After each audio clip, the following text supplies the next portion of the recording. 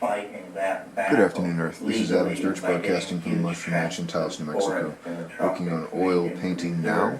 Alright, yesterday I blocked in the figures in the lower portion, creatures I should say, and figures, so, well that was the other day, but you know, whatever. And so for the moment I'm going to go into the upper portion and throw in all 8 of our, not including the one that we're standing on, 8 of our planets. I'm including Pluto in my solar system because it's a planet, fuck you. And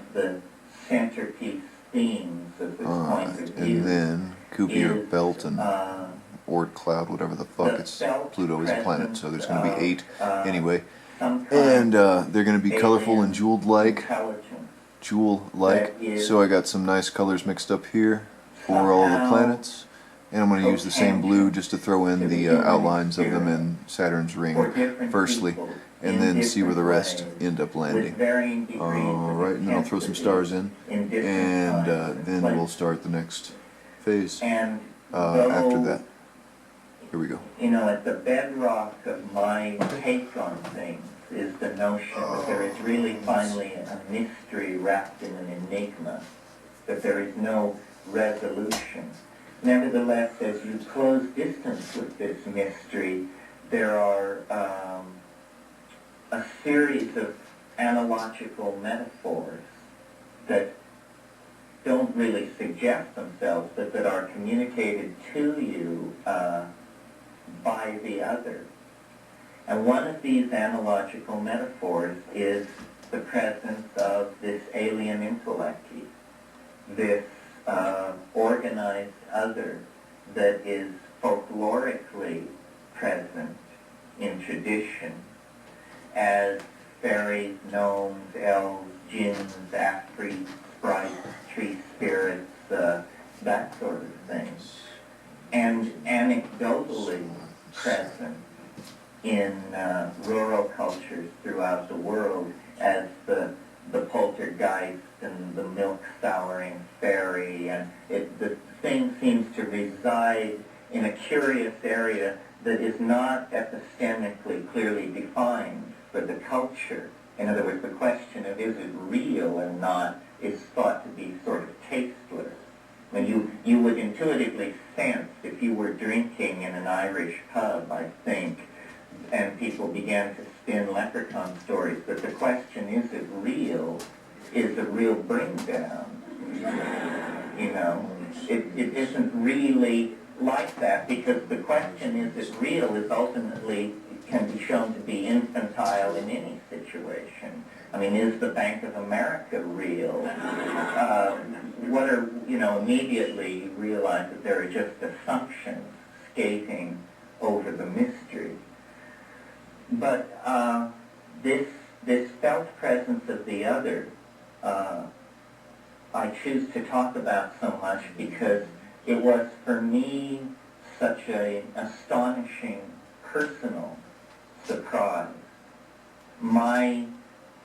I was raised Roman Catholic and indulged in the kind of theological fiddle-faddle that involves, and then grew out of that into atheism, into agnosticism, and by the time I got to college I was reading Jean-Paul Sartre and Husserl and these people, and pretty much the main had followed my intellectual ontogeny had followed historical phylogeny, and I had arrived in the 20th century.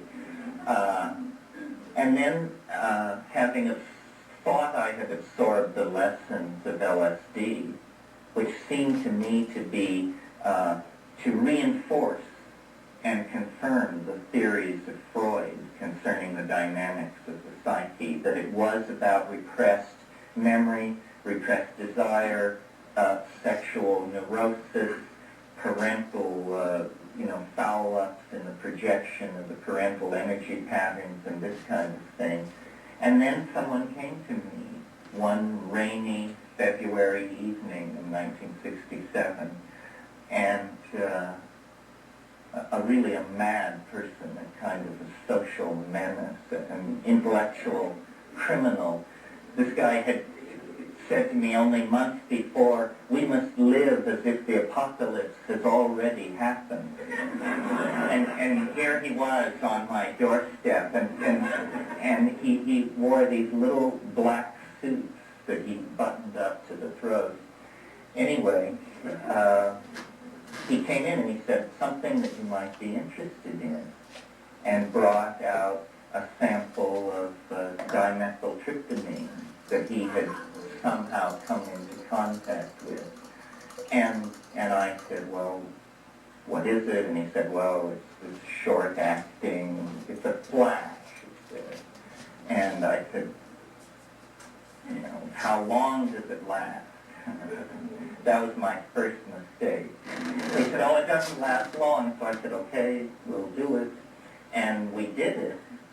And I discovered I had, I guess it's called a peak experience or a core revelation or being born again or having your third eye opened or something, which was, it was a revelation of an alien dimension, of a brightly lit, inhabited, non-three-dimensional, self-contorting, sustained, organic, linguistically intending modality that couldn't be stopped or held back or denied. I mean, I sank to the floor.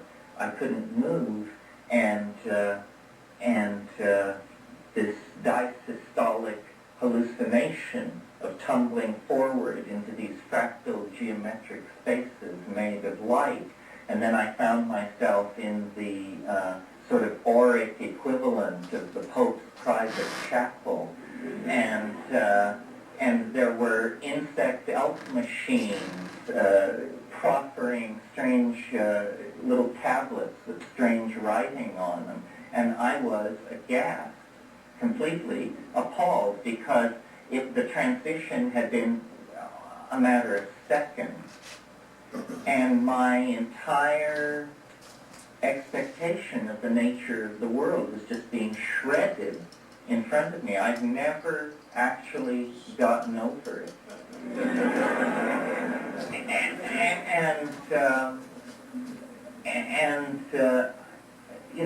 It all went on. I mean, they were speaking in some kind of, there were these self-transforming machine elf creatures were speaking in some kind of colored language, which condensed into these rotating machines that were like Fabergé eggs, but crafted out of luminescent superconducting ceramics and liquid crystal gels, and all this stuff was just so weird and so alien and so un-Englishable that I felt like it was a complete shock.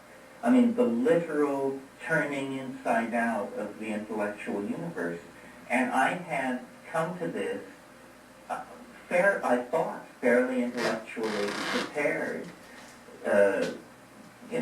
A kid, but nevertheless, double Scorpio, art history major, Hieronymus Bosch fan, Moby Dick, William Burroughs,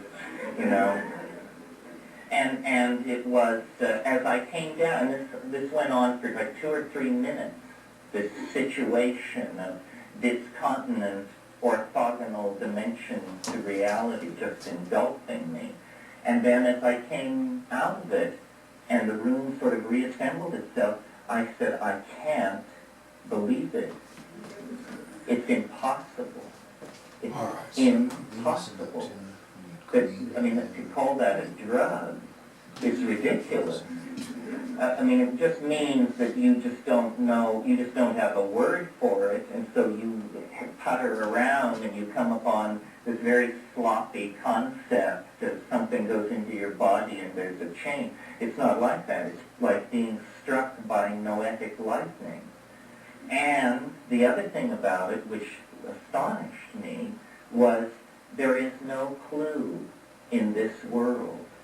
In the carpets of Central Asia, in the myths of the Maya, in the visions of an Arcembalo or a Fra Angelico or a Bosch, there is not a hint, not a clue, not an atom of the presence of this thing. And when you look at the religious hierarchies of the human species, it doesn't have the same vibe.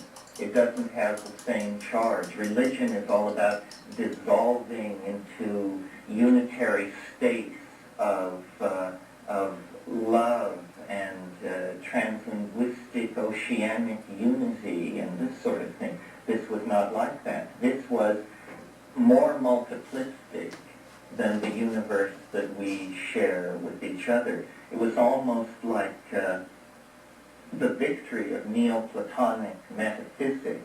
Everything had become made out of a fourth-dimensional tessaractual mosaic of energy. So I was just quite knocked off my feet and set myself the goal of understanding this.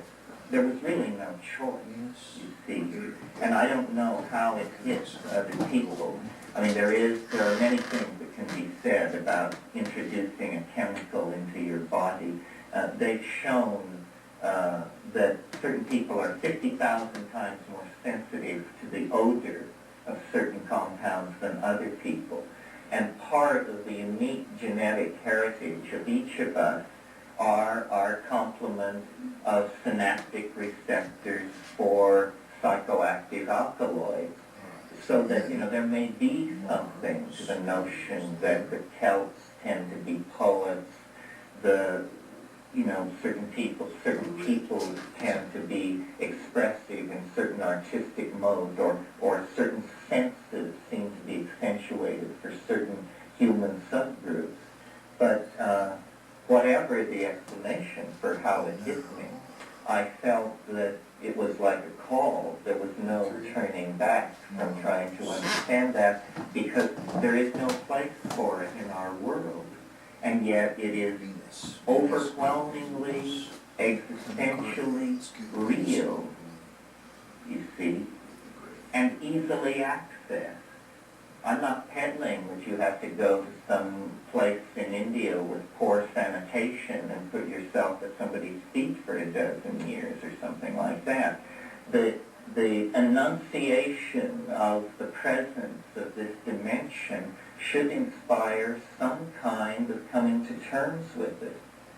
I mean, it's preposterous that we can entertain in our popular journalism the titillation of the search for extraterrestrial intelligence and prop up all these reductionist guys and trot them out to give the statistics on the distribution of G-type stars and all this sort of thing, because the fact is, what blinds us to the presence of alien intelligence is linguistic and cultural bias operating on ourselves. The world which we perceive is a tiny fraction of the world which we can perceive, which is a tiny fraction of the perceivable world, you see.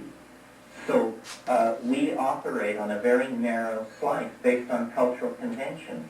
So the important thing, if synergizing progress is the notion to be maximized, and I think it's the notion to be maximized, is to try and locate the blind spot in the culture, the place where the culture isn't looking because it dare not, because if it were to look there, its previous values would dissolve, you see.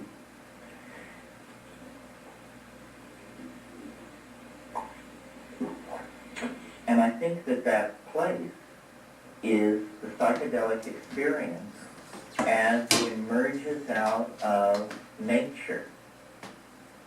And as human societies interact with the psychedelic experience in nature, they inevitably secrete the institution of shamanism, like a pearl around this umbilicus, or this nexus point, or this loci of interdimensional data flow, which is really what it is. It's that under certain conditions, which have to do with these molecules that have evolved in these species, which have this weirdly quasi-symbiotic relationship to our species, you punch through the veil. Oh, yeah. You know, Melville said if you would strike through the mask. Alright, so pardon my screen referencing, I had to make sure I was getting the appropriate color for each planet there. Apparent reality. And then and now this thing is there, which to me is a miracle. I'm going to do a little fill with the bright light green that I mixed up for the planets on the bottom portion, just to give it a new layer and embed the creatures. It was entirely charged with the energy of the other. It had the ambiguity of a pun, a kind of zany, impossible, improbable, hysterical revelation of the joke, the self-contradiction, the provisional nature of it all, that it really is a Marx Brothers movie in some sense. So I pursued it first to Nepal and involvement with pre-Buddhist shamanism in Tibet, because the thing that puzzled me most, I guess because I was an art historian, was this absence of the theme in the artistic productions of humankind. And I felt that maybe there was a trace of it in the artistic conceptions of the old pantheon of Tibetan shamanism, and that Central Asian Tibetan shamanism had actually created astronauts of inner space that had gotten good recon on this same area. You know, the Dharmapalas, the guardians of the Dharma, are not Buddhist deities per se. They are autochthonous Tibetan folk demons that protect the Dharma by virtue of the fact of having been overcome in magical battles by great Buddhist saints who came to Tibet. In fact, there are, or were before the Chinese occupation, monasteries in Tibet where the vow of fealty to the Dharma on the part of the Dharmapala had to be renewed by the monks every 24 hours, or the thing would run amok and be on its own and bust up the countryside. I'm just telling you what they told me. So it seemed to me that this raw sense of the shamanically accessed demonic realm was there. And I also saw traces in Hellenistic Gnosticism and alchemy, but such thin traces. So I went to Nepal, immersed myself in that, and decided ultimately that it was inaccessible. I wasn't sure whether it was there or not. And then I placed myself in the context of nature by moving my sphere of operations to eastern Indonesia, to the climaxed continental rainforests of the ancient continent of Sundaland. You see, Indonesia was a continent until as recently as 120,000 years ago, and then with the melting of the glaciers and the subsidence of this continent, it became a vast group of islands. And I think that it was my good fortune, or the fortune of my fate, because it was prudent for me at that time in the late 60s to remain outside the United States. And so I sort of had to become the hero I had pretended to my friends that I was, which I wasn't. I had an around-the-world air ticket and was entirely a preppy poseur. But suddenly return was not a possibility. And so I became, and my apologies to Buddhists in the audience, a professional butterfly collector. And I pursued this blood sport for many months in these remote montane jungles of eastern Indonesia. And that was where the missing link in the quest for the resolution of the meaning of DMT and spirit fell into place.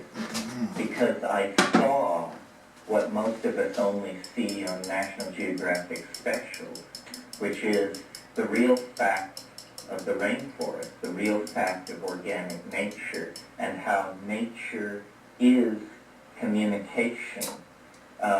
Not only are the species that comprise the biota linked by pheromones and acoustical signals and color signals and all of these various methods by which communication is seeping around. In fact, nature ultimately resolves itself into a self-reflecting syntactical metasystem. And you can so that gets a little bit of detail into the hacked out figures there, creatures. DNA working as and starts the planets in the upper portion. And now most of the elements are in. So from here on out it'll be detailing and modeling a little bit more. But this one's probably going to stay pretty rough and loose. I like the effect for this one. So that's it for the moment. That's Adam Sturch broadcasting from the Mushroom Mansion, Taos, Mexico, working on oil painting now. Have a good day, Earth. Nature is